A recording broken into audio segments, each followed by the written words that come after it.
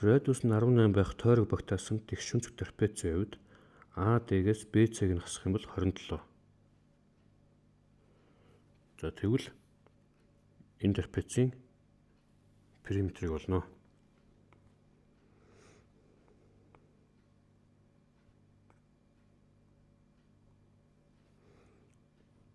За энийг ингээд доош нь перпендикуляр буулгаад энэ цэгээ E гэж тэмдэглэе.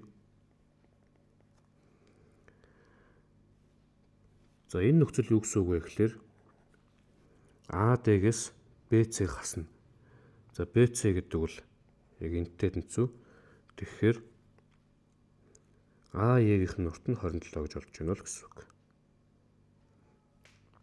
Нэгдүгээр. Хоёрдугаарт радиус нь 18 гэдэг чинь эндээс энэ хүртэл урт 18. За энэ ч гэсэндээ бас адилхан 18. За эндээс юу гэсэн үг болох вэ гэхээр энэ бол 36 гэж болтож байна. За тэгээ энд нь 90 градус байгаа. Өөрөөр хэлэх юм бол AEB гэдэг бол тэгш унцад гурвалж. Тэгш унцад гурвалжин юм чинь AB-гийн урт нь за AB-гийн квадрат нь 36-гийн квадрат дээр нэмэх нь 27-гийн квадрат буюу энэ бол 45-ийн квадрат гэж гарч ирнэ. За эндээс AB-гийн урт бол 45 байх нэ. За энэ 45. За тойрог багтаасан тэгш өнцгт. Тойрог багтаасан дөрвөн өнцгтийн хувьд бол эсрэг орших талуудын нийлбэр тэнцүү байдаг. Өөрөөр хэлэх юм бол AB дээр энэний эсрэг орших тал нь CD. Энэ хоёрыг нэмсэн нийлбэр нь BC дээр AD-г нэмсэн нийлбэртэй тэнцүү байх ёстой.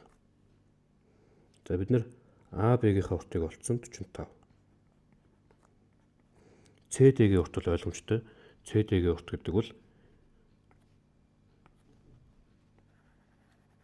36 байна.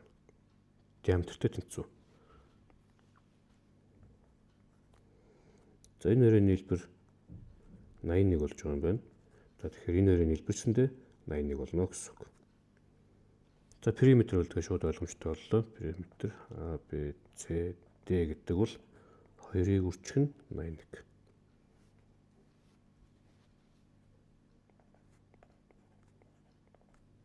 За ингэж гарах.